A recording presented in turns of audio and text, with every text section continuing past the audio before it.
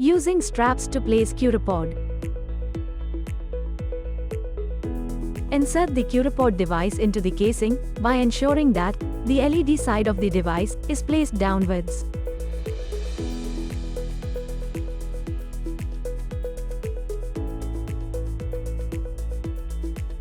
Now, choose the appropriate strap from the ones provided in the kit based on the pain area. Note that you will be provided with 4 straps for different body parts in the Curapod kit. Insert the selected strap into the casing by passing it through the loops on either side of the casing.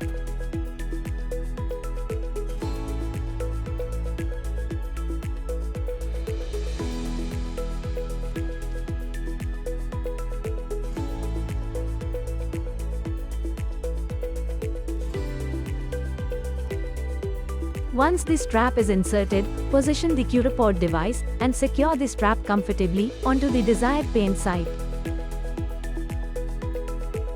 You can always use a single strap with 2 casings or 2 straps with 1 casing each to place the device, depending on the location of your pain.